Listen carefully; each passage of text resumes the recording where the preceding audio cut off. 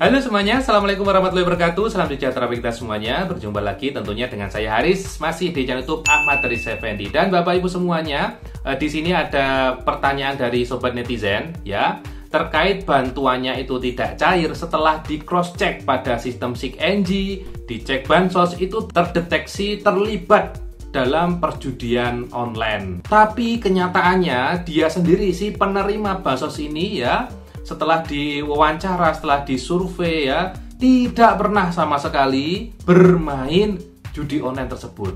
Nah, kok bisa sistem mendeteksi kalau keluarga itu bermain judi online sehingga bantuannya menjadi terhenti? Nah, ini menarik Bapak Ibu untuk kita bahas. Ternyata di situ kami menemukan sesuatu yang mencengangkan, dan ini mohon nanti agar tidak terjadi kepada Anda semua, khususnya bagi penerima bansos, karena mulai tahun ini sampai tahun depan sampai berikutnya lagi, nanti penerima bansos itu akan lebih ketat karena kemajuan teknologi yang sebegitu canggihnya ini.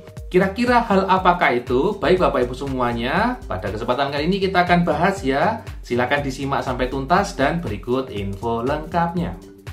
Baik Bapak Ibu semuanya, jadi pada pembukaan video tadi sudah saya sampaikan ya, terkait adanya kasus penerima manfaat bansos ya, yang bantuan PKH BPNT-nya terhenti setelah dicek itu terdeteksi judi online.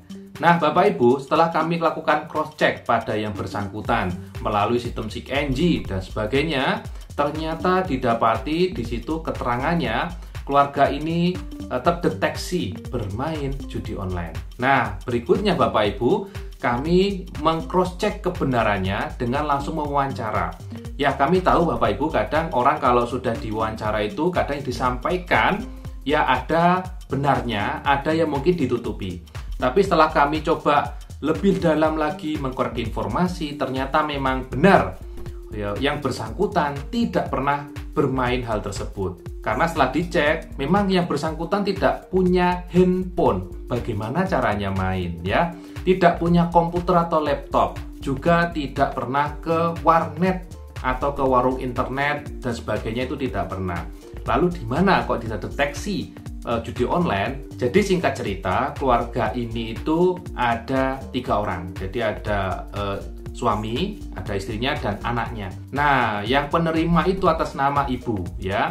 Begitu kita cek pada ibunya, memang kenyataannya yang bersangkutan tidak bisa bermain handphone, tidak punya ya. Berikutnya kita cek ke anaknya, anaknya juga masih kondisi sekolah. Ada handphone, tapi untuk menunjang kegiatan belajar mengajar. Setelah dicek riwayatnya memang ternyata tidak punya sama sekali.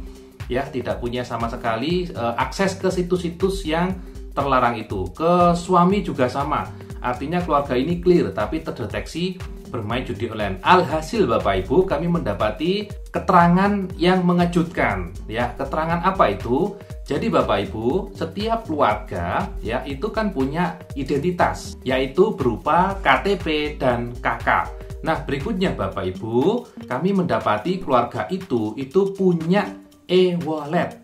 Nah, apa itu e-wallet, Mas? Jadi e-wallet itu semacam bank digital, ya mirip dengan bank digital, alias ini sistem keuangan online. Contohnya seperti Link Aja, ya, ShopeePay, ada Dana, dan lain sebagainya. Nah, itu namanya adalah e-wallet. Nah, ternyata Bapak Ibu, identitas dari keluarga ini, entah dari pihak suami ataupun dari pihak ibu, itu pernah dipinjam oleh orang lain ya, oleh orang lain untuk mendaftar e-wallet. Jadi KTP-nya pernah dipinjam untuk mendaftar e-wallet ini. Berikutnya, e-wallet yang terdaftar atas nama keluarga ini itu kan dibawa oleh orang lain di handphonenya dia. Nah, e-wallet ini Bapak Ibu itu digunakan untuk men-top up situs-situs yang terlarang seperti situs judi online itu. Identitas e-walletnya itu adalah identitas dari keluarga penerima bansos ini, sehingga terdeteksi pada sistem karena e-wallet itu kan berbasis nomor induk kependudukan ya, berbasis nomor KK, sehingga nanti akan kedeteksi Bapak Ibu e-wallet ini atas nama siapa, rekening bank ini atas nama siapa, itu digunakan untuk transaksi keuangan apa saja itu di HP orang ini yang identitasnya itu dipakai, ini dia akan kedeteksi. Nah disitulah ternyata mendeteksi keluarga penerima bansos karena identitasnya yang dipakai adalah dari keluarga penerima bansos ini, sehingga keluarga ini terdeteksi bermain situs-situs yang terlarang itu, padahal kenyataannya tidak sama sekali. Nah, ini menarik Bapak Ibu. Dari kasus keluarga ini kita belajar satu hal, ya, jangan sampai mudah meminjamkan identitas kependudukan. Zaman sudah modern, teknologi sudah semakin canggih, ya.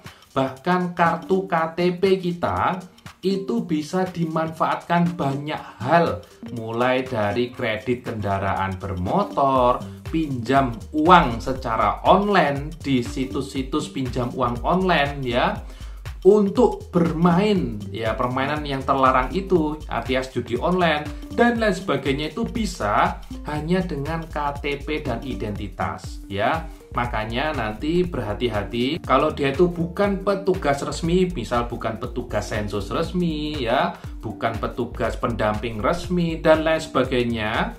Jangan mudah meminjamkan identitas. Kalaupun nanti terpaksa meminjamkan, tanya dengan baik-baik, akan digunakan apa identitasnya. Ingat Bapak Ibu, sekarang bansos akan semakin ketat, ya, karena dengan identitas itu nantinya akan mendeteksi aset apa saja yang Bapak Ibu miliki melalui KTP dan KK. Kalau dipinjam orang lain, kan orang lain yang meminjam itu bisa saja menggunakan yang tidak baik, seperti dia kredit kendaraan, beli tanah, mendaftarkan listrik yang berdaya 2.200 ke atas, dan lain sebagainya.